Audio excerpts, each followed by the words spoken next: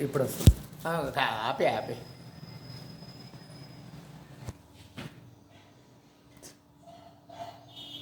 పిల్లలు, ఈరోజు మనం 8, 9, 10 తరగతులకు సంబంధించి వ్యాకరణాంశాల గురించి తెలుసుకుందాం.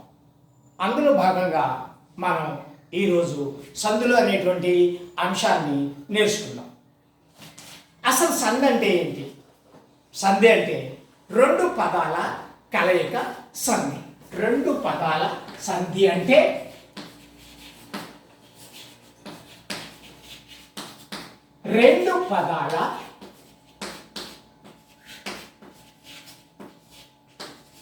కలయిక. రెండు పదాల కలయిక సంధి. సంధి అంటే రెండు పదాల కలయిక అన్నమాట. అంటే ఒక పదంలో రెండు కలిసి ఉంటూ ఉంటుంది. రెండు పదాలు కలుస్తూ ఉంటాయి. మనం నిత్య జీవితంలో ఆ పదాలని విడివిడిగా వాడటం అనేటువంటిది కుదరదు కాబట్టి ఆ పదాన్ని కలిపినప్పుడే దానికి అర్థాన్ని ఇస్తుంది. కాబట్టి ఈ సంధి అనే సందర్భం మనకి ఏర్పడింది అన్నమాట. ఈ సంధిలో మొదటి పదాన్ని పూర్వపదం అని, మొదటి పదాన్ని పూర్వపదం అని అంటారు.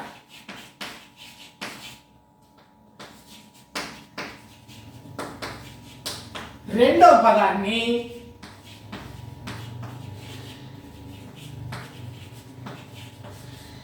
పరపదం అని అంటారు.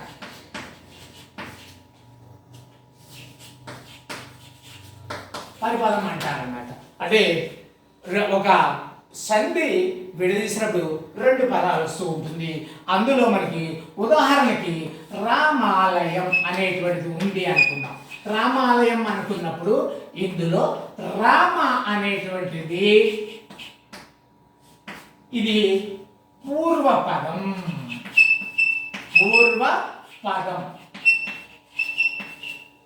అలాగే ఆలయం అనేటువంటిది పరపదం. అంటే ఒక పదం, ఒక సంధిలో పూర్వపదం పరపదం అనేటువంటి రెండు ఉంటాయి. ఈ రెండింటి యొక్క కలయికే మనకి సంధి అవుతుంది. అంటే రెండు పదాల్లో ఇందులో ఉండేటువంటి మా అనేటువంటి దాంట్లో ఉండేటువంటి అచ్చు, ఇక్కడ ఉండేటువంటి అచ్చు అలా కలవడం ద్వారా మనకు అవుతుంటాయి అన్నమాట. సరే, ఇప్పుడు మనకి సందులు రెండు రకాలు. సందులు రెండు రకాలు. అందులో ఒకటి సంస్కృత సంధులు.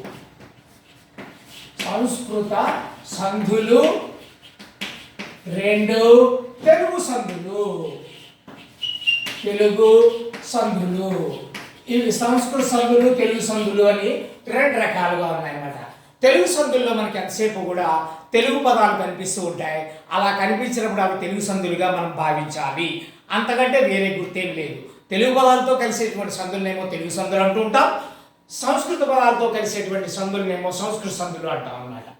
ఈ రోజుని ఈ సంస్కృత సంధులకి సంబంధించి మనము ఒక సంధి గురించి తెలుసుకుందాం. సంస్కృత సంధుల్లో ఒక సంధి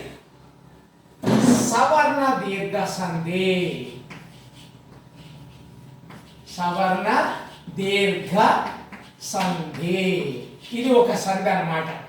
ఇది సవర్ణ దీర్ఘ సంధి అనేటువంటిది మనము ఈరోజు మొట్టమొదటిగా నేర్చుకున్నాం.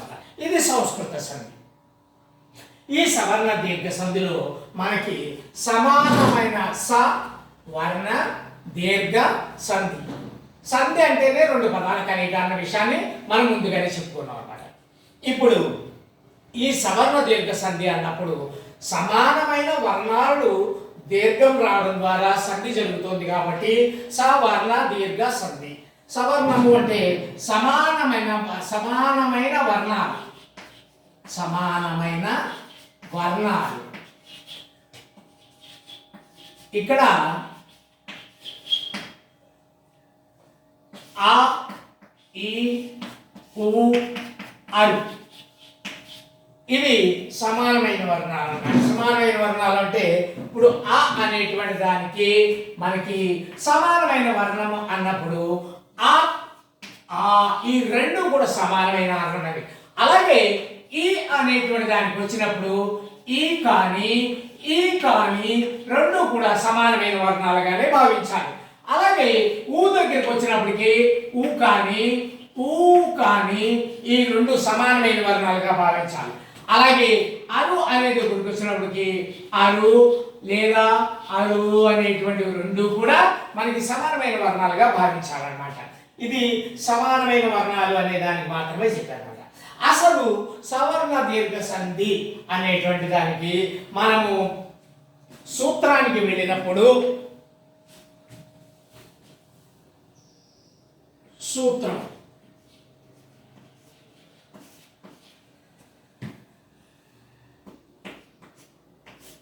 ఆ ఈ ఊ ఆరు లకు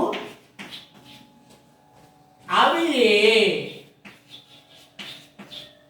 అచ్చులు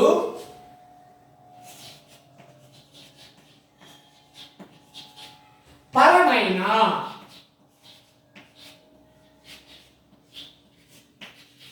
వాని దీర్ఘములు ఏకాదేశమగును.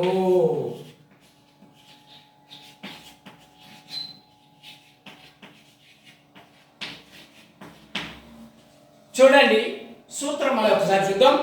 ఆ ఈ ఊ అరు ఈ అచ్చులకు అవి అచ్చులు పరమైన అంటే సవర్ణమైనటువంటి అచ్చులు పరమైన అవి అచ్చులు అంటే ఇక్కడ పైన చెప్పినటువంటిది. ఆకి ఆలు కానీ ఈకి ఈలు కానీ ఊకి ఊ కానీ అరు అనే దానికి అరు అనేటువంటిది కానీ పరంగా ఉంటే వాని దీర్ఘము ఏకాదేశమగును. సవర్ణములైనటువంటి అచ్చులు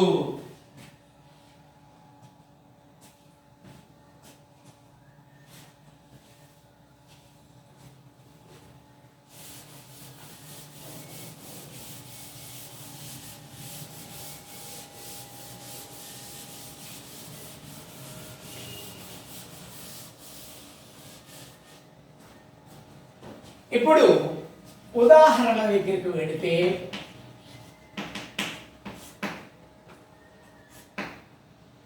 విద్యాలయం. ఇందులో రెండు పదాలు ఉన్నాయి. రెండు పదాలు మనకి ఎలాగంటే విద్య ఆలయం. ఎప్పుడైనా రెండు పదాలు కలిసేటప్పుడు రెండు పదాలు కూడా సరైన అర్థాన్ని ఇచ్చే పదాలుగా మాత్రమే విడదీయాలి. అంతేగాని విద్య ఆలయం, ఇక్కడ విద్య అంటే చదువు అని, ఆలయం అంటే గుడి అని, ఇలాంటి ఒక రెండు మంచి అర్థాలు ఇస్తున్నాయి. అంతేకాని విడదీసేటప్పుడు వి ప్లస్ ద్యాలయం అని అలా అసందర్భమైనటువంటి పరిస్థితుల్లో విడదీయకూడదు అనమాట. అర్థం లేనటువంటి విధంగా విడదీయకూడదు అనేటువంటి విషయాన్ని గుర్తుపెట్టుకోవాలి. విద్యాలయం అన్నప్పుడు విద్య ఆలయం, విద్య అనే దానికి ఒక అర్థం ఉంది, ఆలయం అనే దానికి అర్థం కూడా ఉంది. కాబట్టి ఇది అవుతున్నాం. విద్య అన్నప్పుడు ఇక్కడ ద్య అనే దాంట్లో ఆ అనే అచ్చు మనకి పలుకుతోంది. ఇందులో అచ్చు ఇది హల్లైనప్పటికీ ఇందులో ఉండేటువంటి అచ్చు ఆ. అలాగే ఆలయం అనేటువంటి దాంట్లో ఆ అనేటువంటిది ఉంది. సో మనం ముందు చెప్పుకున్నటువంటి సమానమైన వర్ణాలు అనే దాని దగ్గరికి వచ్చినప్పటికీ ఆలు రెండు ఈక్వల్ అన్నమాట. రెండు కూడా దానికి సమానమైనటువంటివి. ఆ అనే అచ్చుకి ఇక్కడ ఆ అనేటువంటిది ఉంది కాబట్టి విద్యా ప్లస్ ఆలయం అన్నప్పుడు దీర్ఘం వచ్చి విద్యాలయం అనేటువంటిది అయిపోయింది అన్నమాట. అలాగే మనకి ఇంకొక దానికి వెళ్ళినప్పుడు మునీశ్వరుడు. మునీశ్వరుడు అన్నప్పుడు ముని ప్లస్ ఈశ్వరుడు. ముని ప్లస్ ఈశ్వరుడు మునీశ్వరుడు. ముని అన్నప్పుడు ఇక్కడ ఈ అనేటువంటి అచ్చు కలుస్తుంది. అలాగే ఈ పక్కని ఈ అనేటువంటి అచ్చు ఉంది. సో ఈ అనే దానికి ఈ రెండు సమానమైనవి కాబట్టి ఇక్కడ దీర్ఘంతో కూడినటువంటి ఈ అనేటువంటి ఉంది కాబట్టి ఈ ముని అన్నప్పుడు ఇక్కడ నీ అనేటువంటిది వచ్చి మునీశ్వరుడు అయిపోయింది. సో ఈ సవర్ణ దీర్ఘ సంధిలో మనం ముందే చెప్పాను ఆ ఈ ఊ అరు ఈ 4 అక్షరాలతోటి సవర్ణ దీర్ఘ సంధి మనకి నడుస్తూ ఉంటుంది అంతసేపు కూడా అనమాట.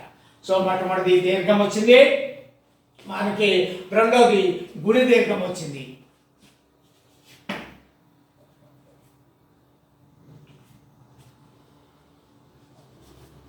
అలాగే మనకి మునీశ్వరుడు, తర్వాత మూడో దానికి వచ్చినప్పటికి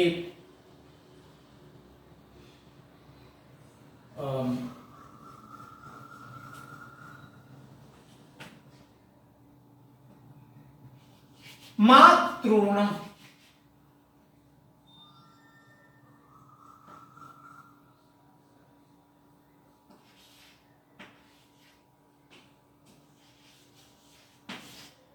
మాతృణం మాతృ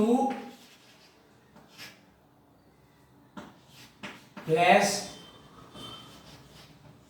రుణం. ఇక్కడ రుత్వం ఉంది,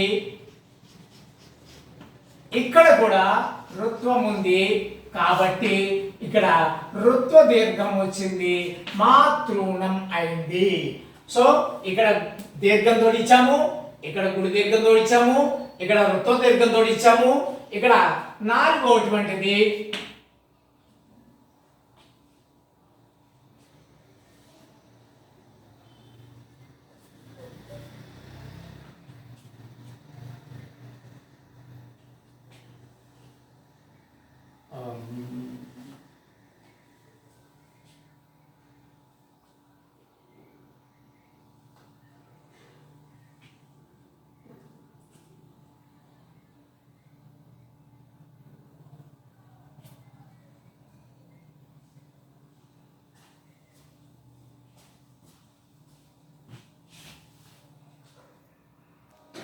ఇప్పుడు మనము కొమ్ము దీర్ఘానికి సంబంధించి ఒక ఉదాహరణ చెప్పుకుంటే మనము ఆ ఈ ఊ అరు అనేటువంటి 4 సంబంధించినటువంటి అంశాలు కూడా పూర్తవుతాయి అన్నమాట.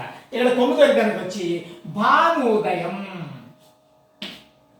భానుదయం భానుదయం అన్నప్పుడు భాను ప్లస్ ఉదయం, భాను ప్లస్ ఉదయం, భానుదయం.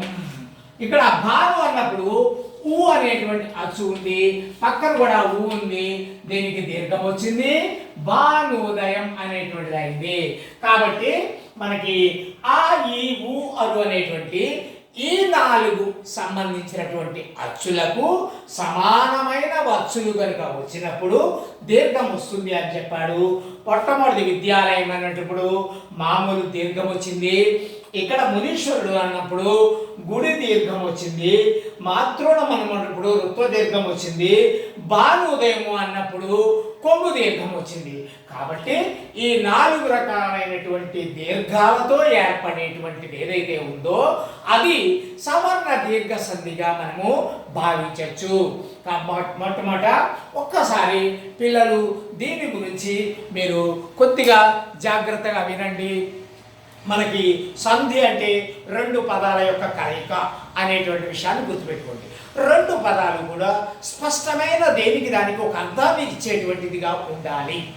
అలాగే విడదీస్తేనే అది సరైన సంధిగా భావించబడుతుంది. తప్పితే మనము వేరే రకంగా దాన్ని విడదీసినప్పుడు అది సరైన అర్థాన్ని ఇవ్వదు, అది దుస్సంధి అవుతుంది, సంధి కాదన్నమాట. అలాగే 2 పదాలు కలిసినప్పుడు మనకి సంధి ఏర్పడుతుంది. అలా ఏర్పడినప్పుడు మనకి ఇక్కడ సవర్ణ దీర్ఘ సంధి రాసుకున్నాం, సమానమైన వర్ణాలు వస్తాయి కాబట్టి ఆ ఈ ఊరు అని సూత్రం ఉంది. ఆ ఈ ఊరులకు అవే అచ్చులు పరమైన అంటే సవర్ణ అచ్చులు పరమైన సేమ్ అన్నమాట. ఆ ఈ ఊరు అంటే మళ్ళీ ఆ ఈ ఊరాలు సంబంధించినటువంటి అవే కనుక వస్తే వారి దీర్ఘము 1గా అవుతుంది. అనేటువంటి అంశాన్ని గుర్తుపెట్టుకోవాలి. మీరు చాలా జాగ్రత్తగా దీన్ని మీరు విని మనసులో పెట్టుకుంటే చక్కగా తయారవుతుంది.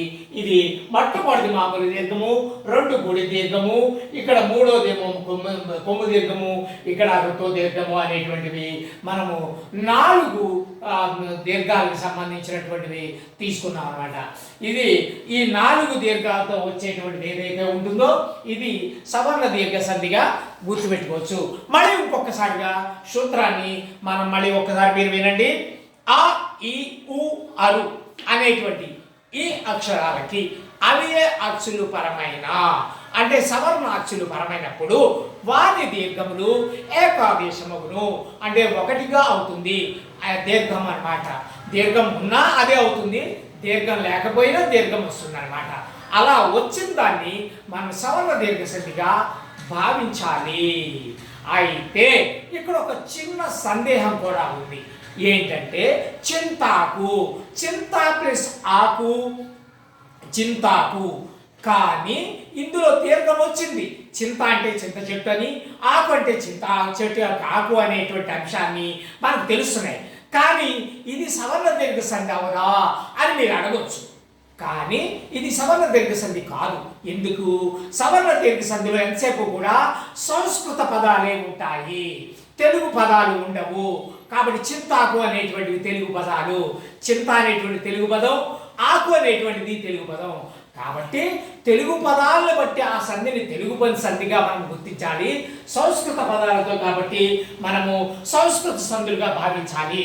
చింత, ఆకు, చింతాకు నిజంగానే అక్కడ కూడా దీర్ఘం వచ్చింది, కానీ తెలుగు పదాలు అవడం వల్ల అది అకార సంధి అయింది. చింత అన్నప్పుడు తాలో ఉన్నటువంటి అకారం వల్ల అది అకార సంధి అయింది. దీర్ఘం వచ్చినప్పటికీ కూడా అది చింతాకు అనేటువంటిది సవర్ణ దీర్ఘం కాదు. అలాంటి పదాలు చాలానే ఉంటాయి తెలుగులో కూడా. ఆ ఉన్న వాటిని మనము గమనించగలగాలి. అలా గమనించినప్పుడే మనము ఈ సంధులను గుర్తుపట్టడం జరుగుతుందన్నమాట. ఈ రకంగా సవర్ణ దీర్ఘ సంధి ఒక్కటే మీరు చాలా జాగ్రత్తగా గుర్తుపెట్టుకోవాల్సినటువంటి ఒక టిప్పుని చెప్తాను. ఇది కేవలం సిస్టమేటిక్గా చెప్పిన దానికి ఉపయోగపడింది. టిప్ అనే దాంట్లో ఏంటంటే ఎక్కడైనా మీకు పదాల్లో తెలుగు పదాలు కానటువంటి సంస్కృత పదాలు ఉన్నటువంటి వాటిలో దీర్ఘం వచ్చినా, గుడి దీర్ఘం వచ్చినా, కొమ్ము దీర్ఘం వచ్చినా, రుత్వ దీర్ఘం వచ్చినా అది సవర్ణ దీర్ఘ సంధిగా మనం భావించాలి. కాబట్టి ఇది మనకి ఈ సవర్ణ దీర్ఘ సంధి అనేటువంటి అంశాన్ని మనము ఈరోజు తెలుసుకుందాం. ఇలాంటి మీకు కొన్ని ఇలాంటి దీర్ఘంతో, గుడి దీర్ఘంతో ఏదైతే ఇక్కడ ఉన్నాయో మీకు అండర్లైన్ చేస్తున్నాను చూడండి. ఇక్కడ దీర్ఘంతో వచ్చింది, ఇక్కడ గుడి దీర్ఘంతో వచ్చింది, ఇక్కడ రుత్వ దీర్ఘంతో వచ్చింది, ఇక్కడేమో కొమ్ము దీర్ఘంతో వచ్చింది. ఇలాంటివి మీరు ఏవైనా కొన్ని పదాలని ఒక పాత పుస్తకంలో తీసుకోండి. 8వ తరగతి, 9వ తరగతి, 10వ తరగతిలో తీసుకోండి. కొన్ని పదాలను మీరు అండర్లైన్ చేయండి. అండర్లైన్ చేసి వాటిని విడదీయండి. ఎప్పుడైనా సరే విడదీసేటప్పుడు గుర్తుపెట్టుకోండి, రెండూ కూడా సవ్యమైన అర్థాన్ని ఇచ్చే పదాలే అయి ఉంటాయి. అలాంటిది అలా వచ్చినప్పుడు మాత్రమే అది సంధి చేయడానికి వీలవుతుంది. అంతేకాని ఎక్కడెక్కడికో విడదీసి అలా సంధులు అవుతాయని మాత్రం భావించద్దు. సరైన పదాలతో వచ్చినప్పుడు మాత్రమే అది సంధిగా మనము గమనించాల్సి ఉంటుంది. కాబట్టి ఈరోజు ఈ సవర్ణతకు సంబంధించి మనము ఒక అంశాన్ని నేర్చుకుందాం. రేపటి తరగతిలో మనము ఇంకొక సంధి కోసం ఇంకొక సంధిని వచ్చే వీడియోలో మీకోసం ఒక మంచి సంధిని ఇంకోటి అని కూడా మీకు చెప్పబోతున్నాను. ముందు ఈ సవర్ణ దీర్ఘకి సంబంధించినటువంటి కొన్ని పదాలని మీ అంతటా మీరు ప్రయత్నం చేయండి, కొన్ని పేపర్ మీద రాయండి. సవర్ణ దీర్ఘ సంధి అవుతుందో లేదో మీరే గుర్తించండి. ఏమైనా సందేహాలు ఉన్నప్పుడు నన్ను అడిగి మీరు తెలుసుకోండి. నా ఫోన్ నెంబర్ మీకు దాదాపుగా తెలుసు కాబట్టి తెలిసిన సందర్భంలో మీకు ఏమైనా అవసరమైనప్పుడు ఫోన్ చేసి